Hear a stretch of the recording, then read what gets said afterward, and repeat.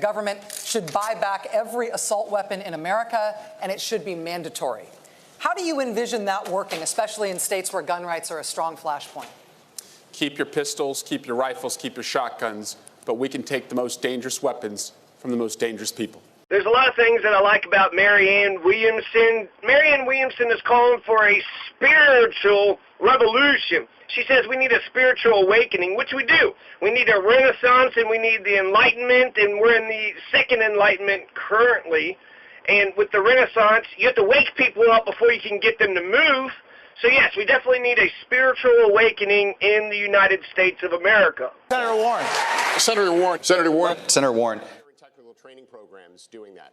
You know, I'm very different than everyone else here on the stage. Something that sets me apart. I was an entrepreneur. I've been raising a black son. I'm proud to have been the first governor I think I'm the only one to stand up against Donald Trump's heinous Muslim ban.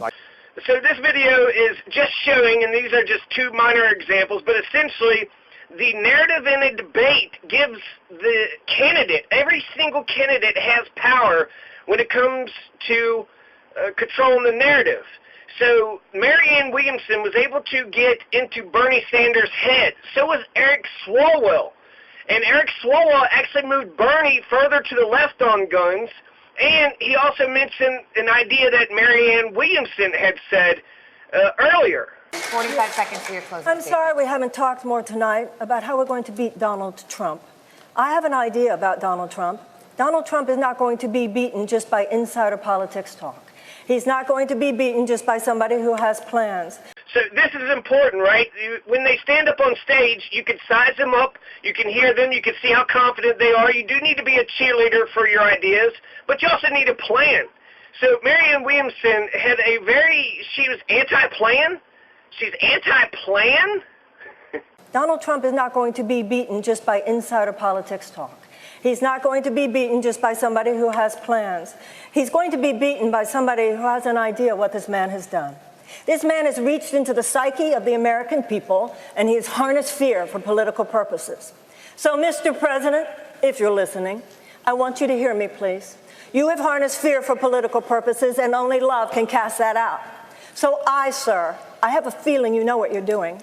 I'm going to harness love for political purposes. I will meet you on that field, and, sir, love will win. Ms. Williamson, thank you. So in her closing remarks, she had mentioned that a plan is insider talk politics. A plan is insider talk politics. Well, if you have a plan, that's just insider talks.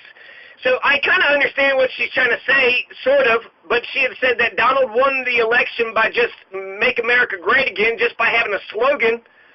So if all it takes is a slogan to beat Donald, then having a plan would be better, right? You could have your slogans, you could have your plans, but she went ahead and divided it up and said that, no, you don't need these plans, you don't need these insider talk. What you need is something. I don't know. She said you have to beat Donald Trump by, I think her point was that you have to be a motivator. You have to be a cheerleader. You have to be a cheerleader and a motivator, and you have to get the people to, rise up to the occasion. And she's, she's right about that. That's true. But motivation is only a part of it. You want to motivate people to, and listen to your plans. A plan makes everything better. If you plan for anything, if you plan for dinner, you'll have a better dinner. You plan for the party, plan for your retirement, plan for your career. Having a plan gives you the ammunition that you need in order to get the job done. So you can just go, out to the work site and hope that all the materials are out there, or you can gather all the materials and make sure you have all the tools you need when you go to get a job done. You need a plan. A plan is vital for the organization of people. So it's insane that Marianne Williamson is anti-plan. She's anti-plan? No plans. Actually, I did know a guy that says, no matter what you do, if you plan, it won't ever turn out the way you plan, so don't even plan anyways. So I did know a guy that was anti-plan, but he was poor, destitute, really had no place to go. So now, while I'm pro-Second Amendment progressive, I'm a pro-Second Amendment progressive, Eric Swalwell just did such a great job. He was, very much about gun control compared to all the other Democrats. So he was able to forcefully, get into the conversation. Eric Swalwell also told Mayor Pete that he should fire the police chief, because if the policy is that you had to have your body camera on and you didn't have your body camera on, well, you get fired. So Eric Swalwell was very impressive. He was kind of a nobody. I didn't know who he was until I saw him at the debate. And then Eric Swalwell pulled Bernie Sanders to the left. Eric Swalwell, one of his big things was he's going to buy back all the assault rifles. He's going to ban the assault rifles, and he's going to buy back the 15 million assault rifles that's in the United States. Keep your pistols, keep your rifles, keep your shotguns, but we can take the most dangerous weapons from the most dangerous people. And he thinks that's important. Banning assault rifles stops the future sales, but what about all the assault rifles that are on the streets today? And so he was saying that he's going to ban assault weapons, and he's going to have a buyback program. Bernie Sanders said if the government wants to do it, then Eric said, well, you'll be the government. And then Bernie Sanders said that he was in favor of a buyback of guns. So Bernie wasn't in favor of a buyback of guns, and then he was, after Eric Swalwell was able to corner him. Recently released portions of an interview you gave in 2013 in which you said, quote, my own view on guns is everything being equal, states should make those decisions. No. Has your thinking changed since then? Do you now think there's a federal role to play? That's a mischaracterization of my thinking. It's a Look, quote of we you. have a gun crisis right now. 40,000 people a year are getting killed. In 1988, Rachel, when it wasn't popular, I ran on a platform of banning assault weapons and, in fact, lost that race for Congress. I have a D- voting record from the NRA. And I believe that what we need is comprehensive gun legislation that, among other things, provides universal background. We end the gun show loophole. We end the straw man provision.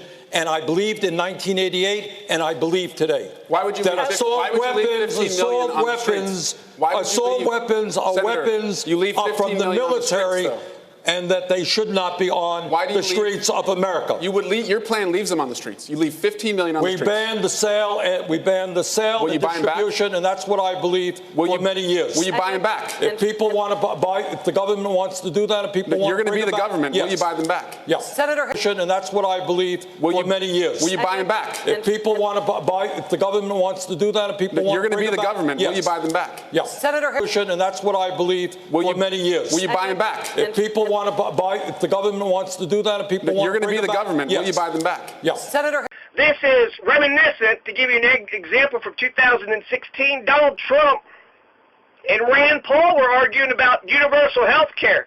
Now, Donald Trump, the citizen, was opposed to the war on drugs. He was opposed to the Iraq war. He was in favor of universal health care. Donald Trump, the citizen, had some progressive planks that were worthy of consideration.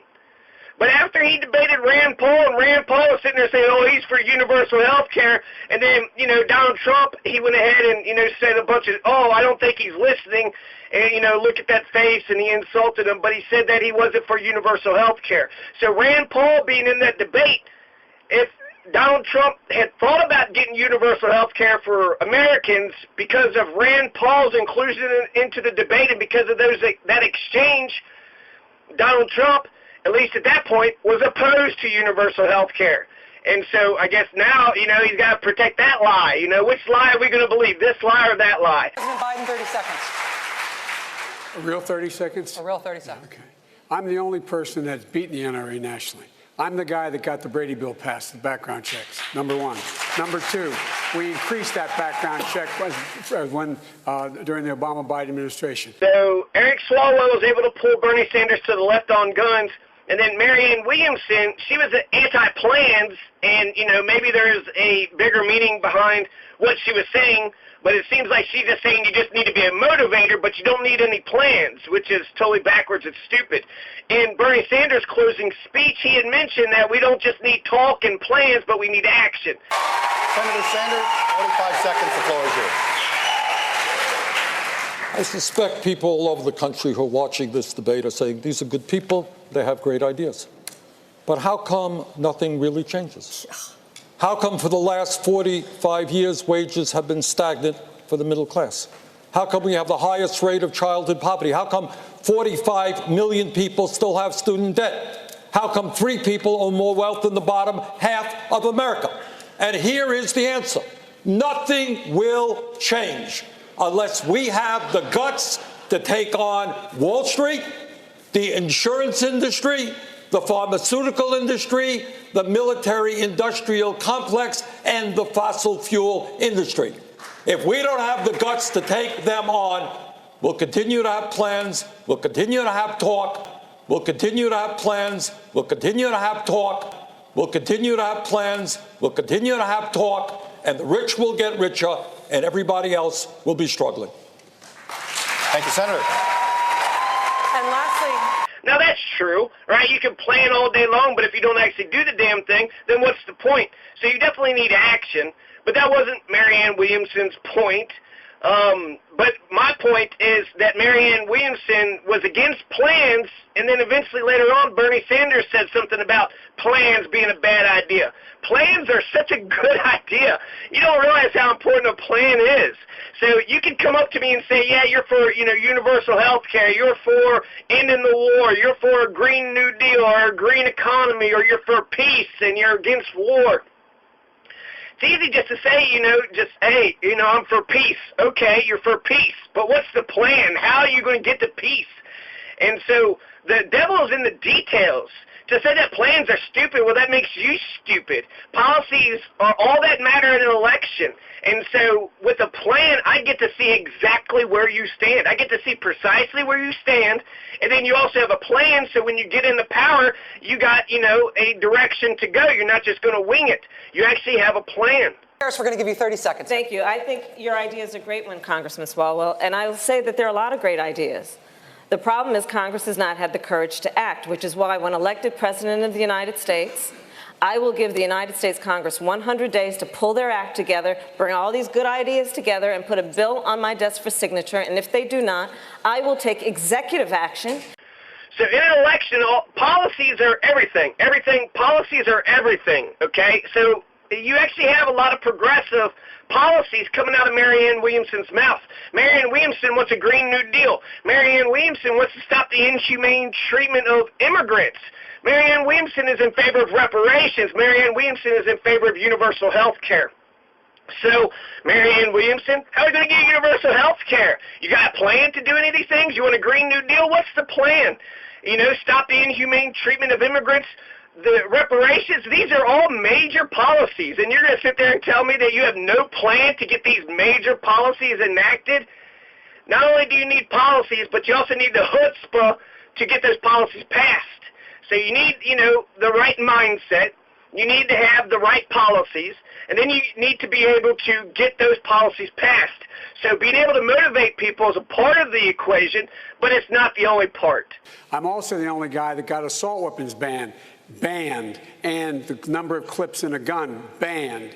And so, folks, look, and I would buy back those weapons. We already started talking about that. We tried to get it done. I think it can be done, and it should be demanded that we do it, and that's a good expenditure of money. And last. So Kirsten Gillibrand is for a fair democracy. Kirsten Gillibrand is for a public financed election. That's a very specific proposal. There's some planning assumed in that. Jay Inslee, the governor who looks presidential as fuck, he's got a jobs plan and an education plan. So Jay Inslee has a plan for jobs and a plan for education. So he's got ideas of what he wants to do, and he's got his plans out there. Mayor Pete has a bunch of plans. So because you have plans, it makes all that Marianne Williamson was saying is that she didn't have any plans, and that's a very bad thing. That's very bad.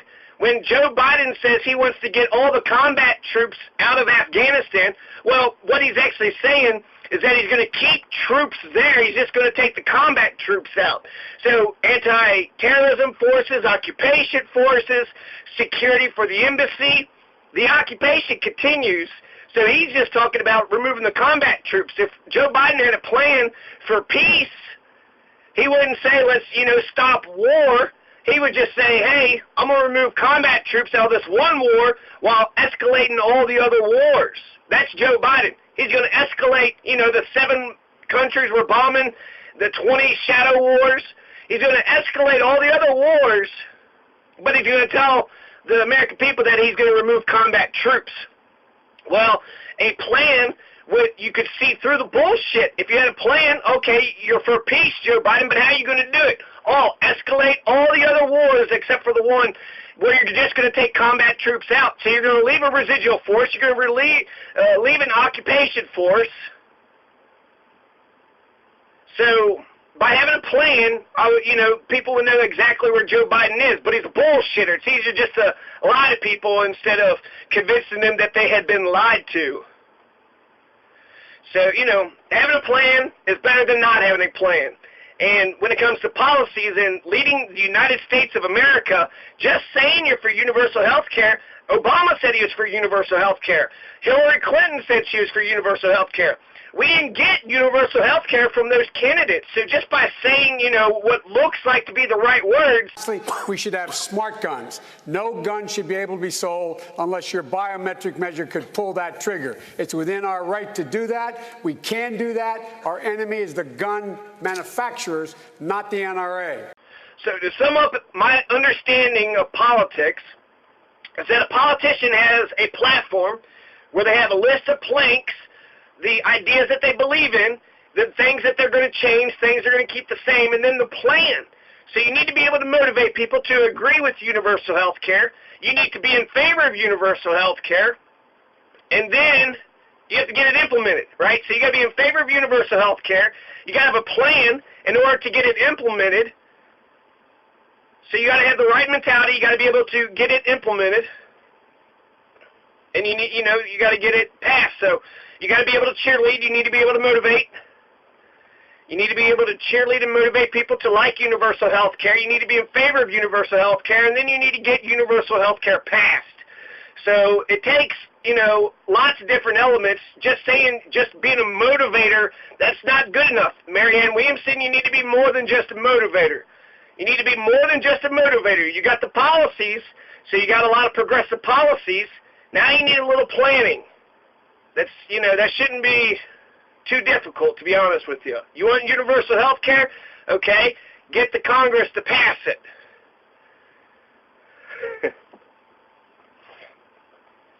And if Congress doesn't pass it, then take it directly to the people. There was a plan. There. Now, I give you a little plan for universal health care, Marianne Williamson. So you need some plans. You need to work on your plans. Motivating isn't the only thing that is necessary. We need a good motivator, cheerleader. We also need a person that can govern, and you need plans to be able to govern effectively. And I will put in place the most comprehensive background check policy we've had. I will require the ATF to take the licenses of gun dealers who violate the law, and I will ban by executive order the importation of assault weapons. Because I'm going to tell you, as a prosecutor, I have seen more autopsy photographs than I care to tell you. I have hugged more mothers who are the mothers of homicide victims, and I have attended more police officer funerals. It is enough. It is enough. There have been plenty of good ideas from members of the United States Congress. There's been no action. As president, I will take action. Mayor Buttigieg, I want to bring you in on this, sir.